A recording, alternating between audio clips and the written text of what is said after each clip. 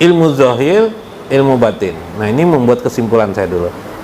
Kemudian di ilmu zahir itu disebutlah dia dengan syariat zahir. Syariat itu yang kita pelajari ilmu agama umumnya. Tek-tek ilmu agama. Batinnya adalah isi daripada tek itu.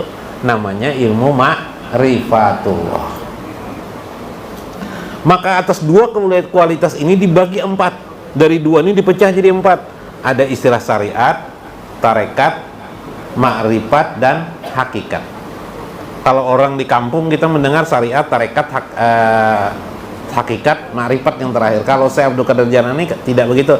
Syariat, tarekat, ma'rifat, hakikat. Hakikat itu buah.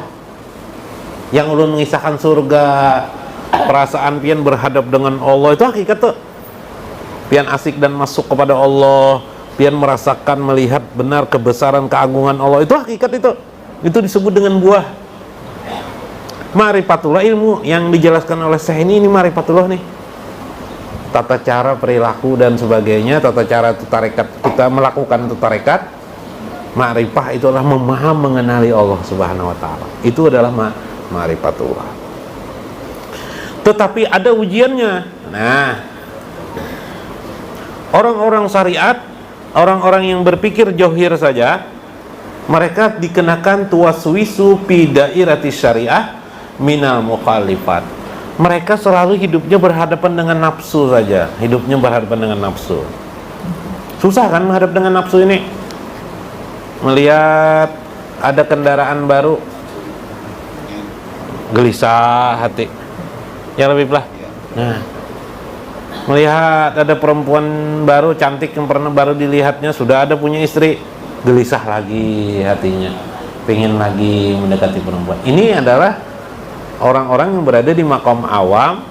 Dia sudah sholat 5 waktu, tapi di hatinya pengen melakukan sesuatu tindakan-tindakan, harus melawan hawa nafsunya.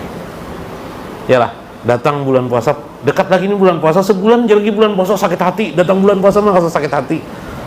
Itu adalah orang zahir syariat.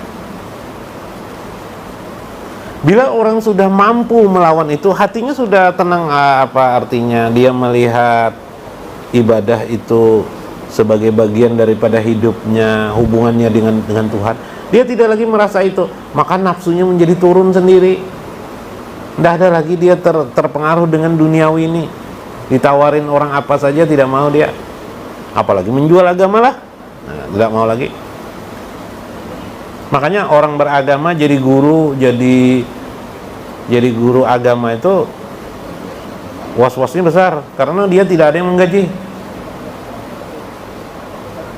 Kalau di kerajaan Saudi ada yang menggaji, siapa? Nah, kalau pegawai digaji oleh pemerintah, tapi kalau guru biasa tidak ada yang menggaji. Siapa yang menggaji? Nah, berat enggak? Berat. Nah, itulah ujiannya.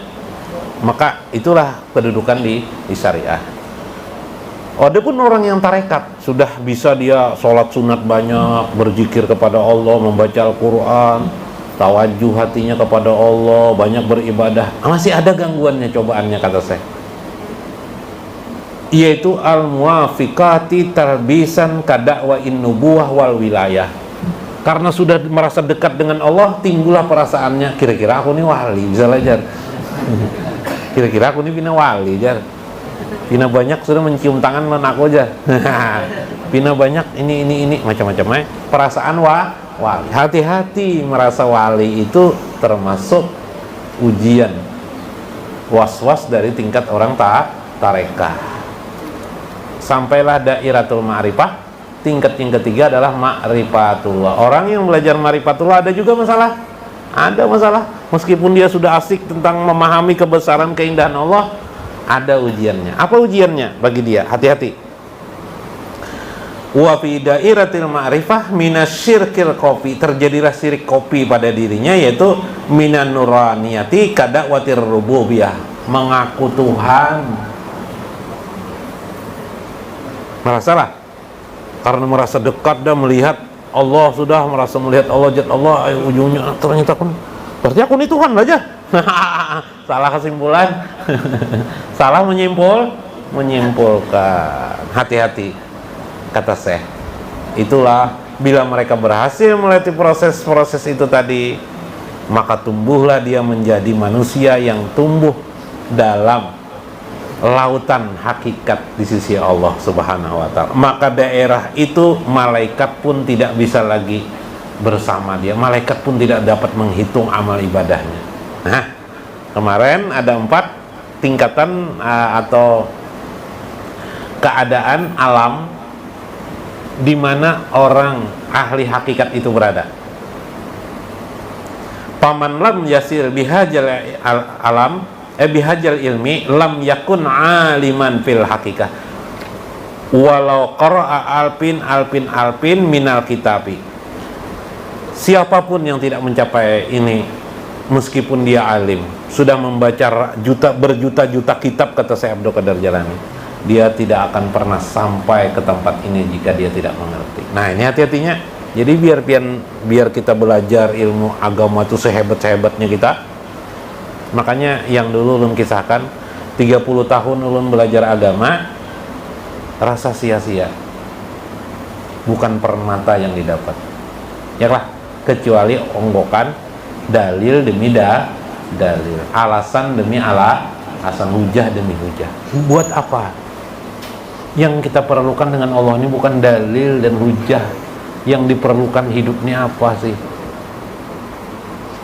Ya enggak?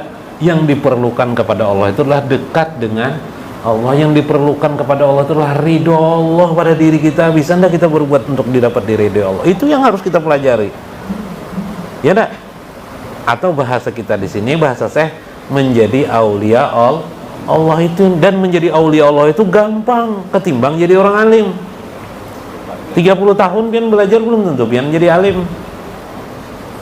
Ya enggak? Tanpa belajar seperti itu, duduk mesra saja pian bisa jadi aulia Allah. Dengarkan aja nasihat Syekh Abdul Qadir Jalani. Dengan syarat belajar dengan sanad.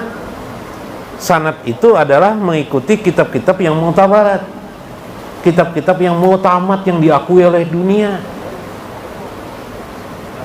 Yalah. Nah, ya lebih lah. Nah, itu tidak tahu, biar aja yang mengajarnya biar kera kah apa kan, enggak jadi masalah. Yang penting kera itu membacakan kitab mutamat. Ya lah. Nah, itu yang penting sehingga kita bisa memahami, karena ini pengalaman orang-orang alim dulu. Contoh fikih. Imam Syafi'i kurang apa? Imam Syafi'i itu mustahid mutlak. Mustahid mutlak itu tidak ada di dunia kecuali imam 4. Imam Syafi'i, Maliki, Hanafi, Maliki, Syafi'i dan Hambali.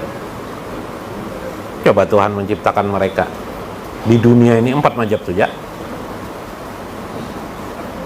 Zainal Abidin itu kurang apa alimnya? Ja'far, kan? Ja'far Sadiq kurang apa alimnya? Itu alim, nggak bisa beliau. Mazhab Syiah, rapi dia, nggak bisa timbul di dunia, tidak dia pakai orang. Ayo, aneh lah. Habib tuh Sidin, cuma Syafi'i Habib juga, Imam Syafi'i Habib juga. Imam Syafi'i itu Habib. Subhanallah. Apa aja masalah sekarang ini sudah ada di dalam kitab Imam Syafi'i. Yang jadi masalah orang sekarang malas membaca kitab-kitab Imam Syafi'i. Kitab beliau, baca kitab Ar-Risalah beliau. Di belakangnya imam-imam besar seperti Imam Jalaluddin As-Suyuti, kurang apa alimnya. Imam Nawawi Al-Maqdasi, kurang apa alimnya.